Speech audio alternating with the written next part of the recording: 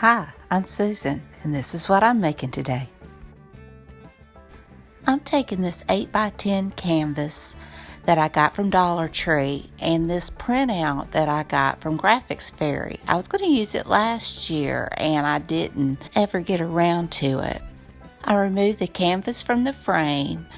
I took out all the staples and I sanded it down, the rough spots, and now I'm just adding a coat of Waverly antiquing wax and wiping it back down to give me a pretty color.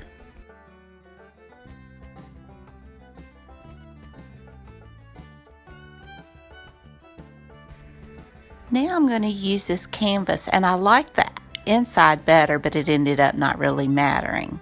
So I trim out the edges of the picture and I'm going to decoupage it down using Mod Podge. Mod Podge is a plaid product and I am a plaid ambassador and I love Mod Podge. I use it all the time. In fact, this bottle's almost empty.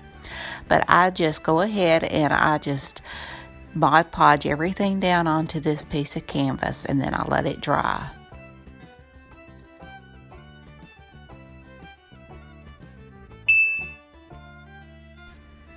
And after smoothing it down, I go ahead and coat the top of my picture with Mod Podge as well. Now that it's dry, I just lay my frame on top to decide where I want to attach it, and I just attach it using hot glue. And once I'm happy with it, I'll trim the excess from around the edges.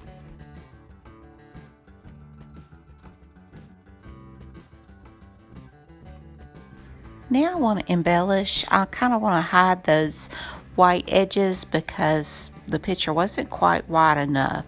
So I opted to use some jute twine and just go around the picture and then just go a few rows on each side. I love the rustic feel that the jute gave my picture.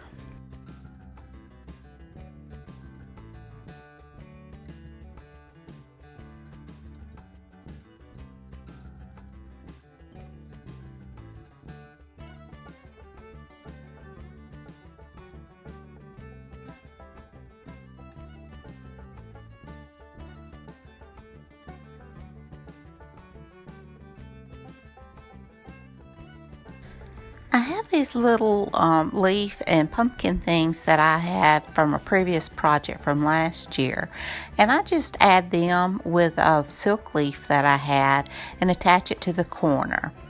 And I'm just going to add a hanger to the back using some more of that jute twine, and I will say that this picture is finished.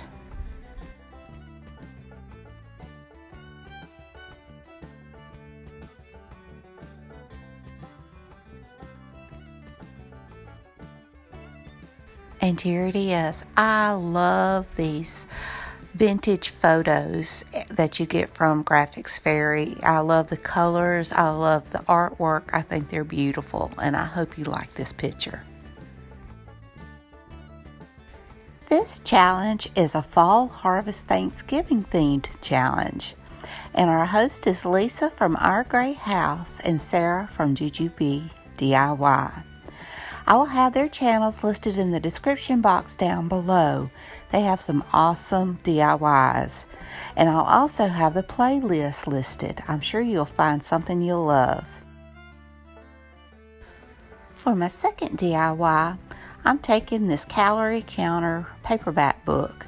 Might as well get some use for it because I sure hadn't opened it in a while. Anyway, I remove the cover and I'm drawing a half of a pumpkin on the front page. I take a few of the pages and I just cut them down with scissors. I'm sorry I'm out of frame. I didn't realize that I had my camera set so high. But I just remove them and I tear them out. And I start off by just cutting around the pages that I've already cut. But I found that it was just easier to just go ahead and trace for the next sections of papers because you're not cutting into what you've already cut. And this was so much easier. And then I just grab a few of the pages at a time and cut them out. And it's okay if it's not even because you can trim it when you get finished cutting it down. I know you can't see, but that's what I'm doing here.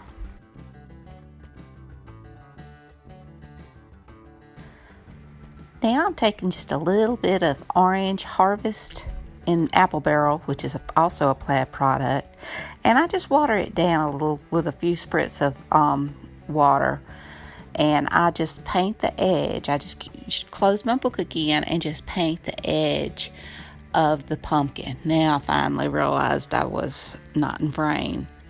And once it dried, I take a cinnamon stick to use for the stem, and I started off with 3 because I thought I wanted it thicker, but it just wouldn't hold as well. So I end up using 1 thick cinnamon stick, and I just hot glue it into the middle of the spine, and then open the pages and glue those. And I do put a paper clip on the pages just to help support it. And now I just fan out the pages, and I love that rustic color, and the orange isn't so bright. And here's how it turned out. I think it's adorable. I'll probably go back and add some silk leaves to the top to just finish it off, and maybe some tendrils. But I think this is adorable, and it was so easy to do.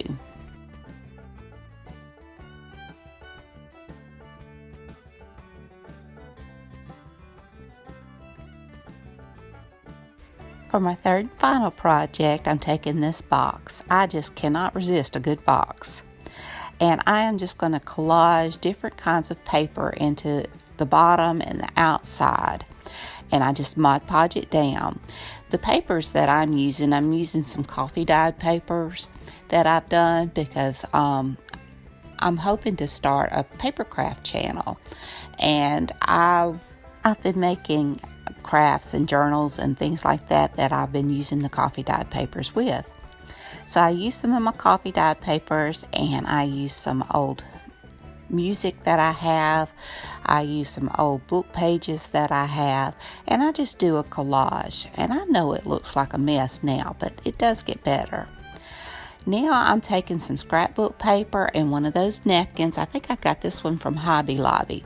I go over the whole box first with some vintage photo ink just to kind of blend in the colors. And then I just Mod Podge down the scrapbook paper and the napkin, and I peeled the napkin so that it was just the one layer.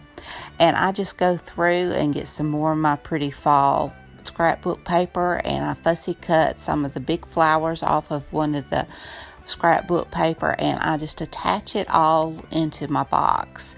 And I also got a few pictures from Graphics Fairy, some of those pretty vintage postcards and things, and I just attach it all to my box until I have a little tray. And I did ink around my photos and my flowers, and I know that this is very fast because I didn't realize I had the time lapse set on my phone when I filmed this, or it wouldn't be quite so fast. But you get the gist of everything, and once I got everything down, I just put a coat of Mod Podge over the top, and I love how it turned out. And I did paint the bottom. I didn't get that on camera. But here's my tray, and I think it's adorable. It just has that eclectic look to it, and I love it. I just love a good sturdy box, and you can make something with it. Well, I hope you like my box. I know it's different.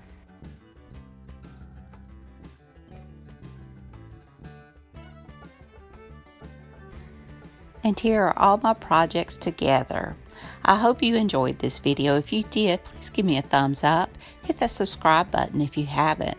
Ring that bell so you can be notified when I upload new content. Leave a comment. Tell me what you think. And thank you, Lisa, and thank you, Sarah, for hosting this challenge. Be sure and check out their channels in the playlist. And until next time, bye, y'all.